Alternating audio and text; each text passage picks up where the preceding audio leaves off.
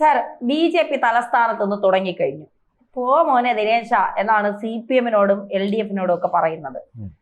CPM പറയുന്നത് അട്ടിമറിക്ക് ഞങ്ങളില്ല, നിങ്ങൾ എന്താന്ന് വെച്ചാൽ UDF-ആയിട്ട് സഹകരിച്ചുകൊണ്ട് തൽക്കാലം ഞങ്ങൾ അട്ടിമറിക്കൊന്നും നിൽക്കുന്നില്ല.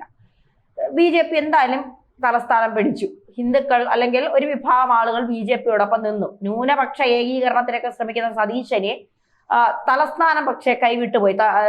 ഹിന്ദു ഭൂരിപക്ഷത്തെ വേണ്ട, ഞങ്ങൾക്ക് ന്യൂനപക്ഷത്തെ മാത്രം മതിയെന്നാണ് സതീശൻ പച്ചയ്ക്ക് തന്നെ പറഞ്ഞതാണ്.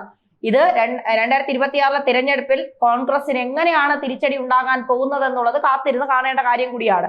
പണ്ടേ ന്യൂനപക്ഷങ്ങളെ പിടിച്ചു നിർത്താനാണല്ലോ സതീശൻ താല്പര്യം. ഭൂരിപക്ഷത്തെ അവർക്ക് വേണ്ട, എന്നാലും ഭൂരിപക്ഷം കൊണ്ടുവന്ന് വോട്ട് കൊടുക്കും, അത് മറ്റൊരു കാര്യം. ഇവിടെ തലസ്ഥാനത്ത് കൃത്യമായ ഒരു മേയറെ BJP തീരുമാനിച്ചു കഴിഞ്ഞു. BJP-യുടെ മനസ്സിലതുണ്ട്. കേന്ദ്രം കൂടി പറഞ്ഞ് കേന്ദ്രത്തിന്റെ കൂടി ആലോചനകളിലൂടെ ഒരു മേയർ സ്ഥാനാർത്ഥി എത്തിക്കഴിഞ്ഞു, അങ്ങനെ തന്നെ പറയേണ്ടി വരും. മേയർ സ്ഥാനാർത്ഥിയല്ല, മേയർ. എങ്ങനെയായിരിക്കും BJP-യുടെ ഇനി ഒരു പോക്ക്? BJP-യുടെ പോക്കെന്ന് പറഞ്ഞാൽ ഇപ്പോൾ ബുള്ളറ്റ് ട്രെയിൻ പോലെയുള്ള ഒരു കുതിപ്പായിരിക്കും. ഇന്ത്യൻ എക്സ്പ്രസ് റിപ്പോർട്ട് ചെയ്ത് വിശ്വസിക്കാമെങ്കിൽ ശ്രീലേഖയ്ക്ക് തന്നെയായിരിക്കും ചാൻസ്. അവരതിനുവേണ്ടി കണ്ടുവച്ചിരുന്നതാണ്. അതിനുവേണ്ടിയാണ് ശാസ്തമംഗലത്ത് അവരെ മത്സരിപ്പിച്ചതെന്നാണ് പറയുന്നത്. കാരണം VV രാജേഷ് കൊണ്ട് തീർച്ചയായിട്ടും അതിൻ്റെ ഒരു കണ്ടസ്റ്റൻ്റ് ആണ് എന്ന് പറയുന്നുണ്ട്. പക്ഷേ VV രാജേഷിനെ സംബന്ധിച്ചിടത്തോളം പ്രായേണ കുറവാണ്. അതുകൊണ്ട് അദ്ദേഹത്തിന് നിയമസഭയിൽ ആണ് പ്രശോഭിക്കാൻ പറ്റിയ ഇടം. കാരണം തിരുവനന്തപുരത്തിനൊരു പ്രതിനിധി എന്നുള്ളതും വളരെ പ്രധാനമാണ്. മേയറെ പോലെ തന്നെ ഒരു പ്രതിനിധി അവർ കണ്ടുവച്ചിട്ടുണ്ട്. രാജീവ് ചന്ദ്രശേഖർ തീർച്ചയായിട്ടും നേമത്ത് നിന്ന് തന്നെ മത്സരിക്കും. അതുകൂടാതെ ഒരു പ്രതിനിധിയെ കൂടി അവർ തിരുവനന്തപുരത്ത് നിന്ന് പ്രതീക്ഷിക്കുന്നു. അപ്പോൾ അങ്ങനെ ആണ് അവർ 5 ആണ് അവർ പ്രതീക്ഷ, ചിലപ്പോൾ 4 ആവാം. അപ്പോൾ അങ്ങനെയുള്ള പ്രതീക്ഷകളിൽ ഒരാളാണ് തിരുവനന്തപുരത്തിൻ്റെ ആൾ. തിരുവനന്തപുരത്താണ് അവരുടെ ഫോക്കസ്. എന്താ കാര്യം? അമിത്ഷാ അങ്ങനെ പറഞ്ഞു. അമിത്ഷാ എന്തുകൊണ്ടാണ് അങ്ങനെ പറഞ്ഞിരിക്കുന്നത് എന്തുകൊണ്ടാണെന്ന് വെച്ചാൽ തിരുവനന്തപുരം എന്ന് പറയുമ്പോൾ അത് കേരളത്തിൻ്റെ സാംസ്കാരിക ഭൂമികയാണ്. അത് ഓർക്കണം, സാംസ്കാരിക. BJP-യുടെ ശ്രദ്ധ എന്ന് പറയുന്നത് വർഗീയതയിലല്ല, സാംസ്കാരികതയിലാണ്. ഈ ശ്രീ പത്മനാഭസ്വാമി ക്ഷേത്രം, അതുപോലെ തന്നെ ആറ്റുകാൽ ദേവീക്ഷേത്രം, നമ്മുടെ പൈതൃക ആഗോള പൈതൃക പട്ടികയിൽപ്പെട്ട പല സ്ഥാപനങ്ങളും ഇങ്ങനെ ആകാൻ സാധ്യതയുള്ള പലതും ഇങ്ങനെ ഒക്കെ ചേർന്ന ഒരു ഭൂമിയാണ് തിരുവനന്തപുരം എന്ന് പറയുന്നത്. അനന്തപുരി എന്ന് പറയുന്നത്. ഈ അനന്തപുരിയെ അവർ ലക്ഷ്യമിട്ടിരിക്കുന്നത് അതിൻ്റെ സാംസ്കാരിക ഭൂമിക കൊണ്ട്. നമുക്കറിയാം ശ്രീലേഖ തന്നെ അവർ പോയത് കവടിയാർ കൊട്ടാരം അങ്ങനെയുള്ള കേന്ദ്രങ്ങൾ. അതെന്തുകൊണ്ടാണ്? രാജഭരണം തിരിച്ചു കൊണ്ടുവരാൻ വേണ്ടിയില്ല, നമ്മുടെ സംസ്കാരത്തിന് അവർ നൽകിയ സംഭാവനകൾ മാനിച്ചാണ്.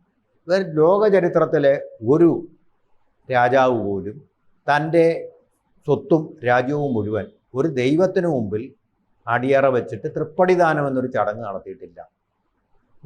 ലോക ചരിത്രത്തിൽ പോലും അങ്ങനെ ഒരു സംഭവം ഉണ്ടായി. ദൈവത്തിന് മുമ്പിലെല്ലാം സമർപ്പിക്കുക എന്ന് പറഞ്ഞാൽ ദൈവവിശ്വാസം, അവിടെ ഒരു സത്യസന്ധത ഉണ്ടാവുകയാണ്, അവിടെ ഒരു അഴിമതിയില്ലായ്മ ഉണ്ടാവുകയാണ്. ഇപ്പം എന്താ, ദൈവത്തിൻ്റെതെല്ലാം കവരുന്ന കാഴ്ചയല്ലേ നമ്മൾ ശബരിമല പോലുള്ള ഉദാഹരണങ്ങളിൽ കണ്ടുകൊണ്ടിരിക്കുന്നത്. അതിൻ്റെ വിപരീതമായ ദിശയിൽ കിട്ടിയതും പിടിച്ചടക്കിയതും മുഴുവൻ ആ പത്മനാഭസ്വാമി ക്ഷേത്രത്തിൽ കൊണ്ട് സമർപ്പിക്കുകയല്ലേ ചെയ്തത്. ഞാൻ രാജസമ്പ്രദായത്തിൽ രാജഭക്തനോ അല്ല, അത് ഞാൻ പ്രത്യേകം പറയുക. അവിടെ കൊണ്ട് സമർപ്പിച്ചു. അതുകൊണ്ടാണ് ഇന്ന് ശ്രീ പത്മനാഭസ്വാമി ക്ഷേത്രം ലോകത്തിലെ ഏറ്റവും സമ്പന്നമായിട്ടുള്ള ദേവാലയമായിട്ട് നിലനിൽക്കുന്നത്. അല്ലെങ്കിൽ തന്നെ കട്ടും മുട്ടിച്ചും കൊണ്ട് പോയിനി. ഇതുപോലെ വാസുവിനെ പോലെയും പത്മകുമാറിനെ പോലെയുള്ള ആളുകൾ ഇരുന്നതാണെങ്കിൽ ഇതൊക്കെ അന്താരാഷ്ട്ര മാർക്കറ്റിൽ കോടിക്കണക്കിന് രൂപയുടെ വസ്തുക്കളായിട്ട് വിറ്റ് അതിന്റെ ഇറ്റലിയിലോ ഈജിപ്തിലോ ജപ്പാനിലോ അമേരിക്കയിലോ വിദേശത്ത് പോയനെയും അവർ വിദേശത്തായാലും അമേരിക്കയിലോ പോയിട്ട് അവിടെ വലിയ പണക്കാരായിട്ട് അവർ ജീവിച്ചതിനും ശേഷിക്കുന്ന ജീവിതകാലം പത്മനാഭനെ കാണണമെങ്കിൽ അമേരിക്ക പോവേണ്ടി അതെ അങ്ങനെയായി തീർന്നേനെയും. മനസ്സിലായില്ലേ? അപ്പോൾ അത് കൂടാതെ തന്നെ ഇന്നും അത് സുരക്ഷിതമായി ഇരിക്കുന്നു എന്നുള്ളത് വലിയൊരു സംസ്കാരമല്ലേ, വലിയൊരു സത്യസന്ധതയാണ്. പിന്നത്തെ കാര്യം, ഈ തിരുവനന്തപുരത്തെ ഒരു മഹാനഗരമായിട്ട്, ഒരു കോസ്മോപൊളിറ്റൻ സിറ്റിയായിട്ട്, ഒരു സ്മാർട്ട് സിറ്റിയായിട്ട് ഒക്കെ വികസിപ്പിക്കാനുള്ള തന്ത്രം കണ്ടുവച്ചിട്ടുണ്ട് അമിത്ഷാ.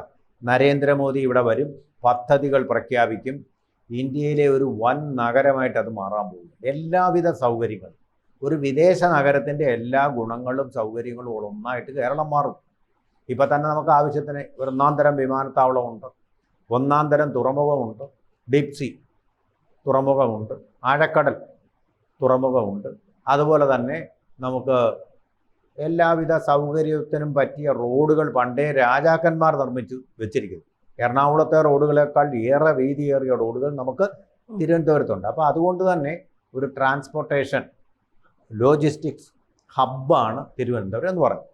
അപ്പോൾ അതിൻ്റെ സാധ്യതകളെ പരമാവധി അങ്ങ് പ്രയോജനപ്പെടുത്തുമ്പോൾ അവിടെ 101 കൗൺസിലർമാരുണ്ട് അല്ലേ?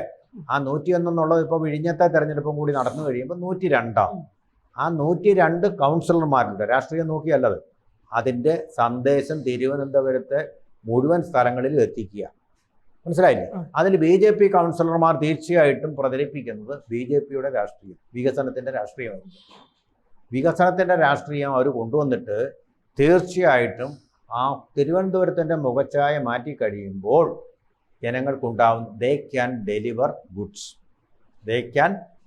ഗുഡ്സ്. കാര്യങ്ങൾ നടപ്പാക്കാൻ ഇവരെ കൊണ്ട് പറ്റും. ഈ കൗൺസിലർമാരെ തീർച്ചയായിട്ടും അവരുടെ അനുഭവ പരിചയത്തിനനുസരിച്ച് അടുത്തൊരു പ്രാവശ്യം നിയമസഭയിലേക്ക് മത്സരിക്കുന്നു, കാര്യപ്രാപ്തിയുണ്ട്. അപ്പോൾ ആ സേവനങ്ങൾ പരിഗണിച്ചുകൊണ്ട് തന്നെ ജനങ്ങൾ അവർക്ക് വോട്ട് ചെയ്യാനുള്ള സാധ്യതയുണ്ട്. എന്ന് പറഞ്ഞാൽ ഇപ്പോഴല്ല, ഇതിൻ്റെ കാലാവധി പൂർത്തിയായി കഴിയുമ്പോൾ. അപ്പോൾ ഭരണ മികവ് അതിൻ്റെ പേരിൽ അറിയപ്പെടുന്ന ആൾക്കാരെ വിന്യസിക്കുക, അതാണ് അവരുടെ ഡെവലപ്മെൻറ്റ് സ്ട്രാറ്റജി എന്ന് പറയുന്നത്. ആ രീതിയിൽ മുന്നോട്ട് പോകാനാണ് അവരാഗ്രഹിക്കുന്നത്. തന്നെയല്ല, BJPയുടെ 16% അവരുടെ കുറഞ്ഞു, 18% അവരുടെ വോട്ടിംഗ് പെർസെൻറ്റേജ് കുറഞ്ഞു പ്രാഥമിക കണക്ക് പ്രകാരം. പക്ഷേ അതുകൊണ്ട് വലിയൊരു നേട്ടമുണ്ടായി. വലിയൊരു വെല്ലുവിളിയായിരുന്നു രാജീവ് ചന്ദ്രശേഖർ എടുത്തത്. എന്താ വെല്ലുവിളി? വികസനം എന്ന മുദ്രാവാക്യം മാത്രം ഉയർത്തി. ശബരിമല പോലും അജണ്ടയിൽ ഉൾപ്പെടുത്താതെ ഉണ്ട്. ശബരിമലയ്ക്ക് അല്ല ഞങ്ങൾ വോട്ട് ചോദിക്കുന്നത്, ശബരിമലയുടെ പേരിലല്ല, അവിടുത്തെ മോഷണത്തിന്റെ പേരിലല്ല, വികസനത്തിന്റെ പേരിലാണ്. വർഗീയതയില്ലാതെ, കക്ഷി രാഷ്ട്രീയമില്ലാതെ വികസനം എന്നൊരൊറ്റ മുദ്രാവാക്യം, ആ ന്യൂട്രലായിട്ടുള്ള മുദ്രാവാക്യത്തിന്റെ പേരിലാണ് വോട്ട് ചോദിച്ചത്. അതിൻ്റെ തൃശ്ശൂരിലുണ്ടായ പരാജയം എന്ന് പറയുന്നത് ക്രിസ്ത്യാനികളെ ധാരാളമായിട്ട് നിർത്തി അവരെല്ലാം തോറ്റുപോയി. അതെന്തുകൊണ്ടാണെന്നുള്ള പാർട്ടി പരിശോധിക്കട്ടെ. ക്രിസ്ത്യാനികൾ കൂറുമാറി വോട്ട് ചെയ്തൊന്നും ആയിരിക്കില്ല, BJPയുടെ തന്നെ കുഴപ്പം തന്നെ ആയിരിക്കാനാണ് സാധ്യത. അതെന്തായാലും അത് പഠിച്ച് പരിഹരിക്കണം. പക്ഷേ തിരുവനന്തപുരത്ത് ഉണ്ടാക്കിയിരിക്കുന്ന ഈ മാറ്റം നോക്കൂ, NSSകാരാണ് കൂടുതൽ വോട്ട് ചെയ്തിരിക്കുന്നത്. നായർ സർവീസ് സൊസൈറ്റിയുടെ കോൺഗ്രസ് എന്നുള്ള ആ ചായ്വിൽ നിന്ന് അവര് ഇപ്പോൾ BJP ചായ്വിലേക്ക് വന്നിരിക്കുന്നു. അതാണ് ഏറ്റവും സുപ്രധാനമായ കാര്യം. ഇനി അതിലേറെ പ്രധാനപ്പെട്ട കാര്യം, BJPയുടെ താത്കാലികമെന്ന് ധന്യ പറഞ്ഞു. ഇത് താത്കാലികമല്ല. BJP തിരുവനന്തപുരത്ത് ഒരു വട്ടം ജയിച്ചത് ഇനി തുടരും. ആ വിജയം തുടരും. അതാണ് ആ വിജയത്തിലൂടെ അവർ കേരളം മുഴുവൻ പിടിച്ചെടുക്കും. ഞാൻ പറയുന്നത് കുറച്ച് ആലങ്കാരികമായിട്ട് പറഞ്ഞുകൊണ്ട് താമര പൊയ്കയാക്കി മാറ്റും.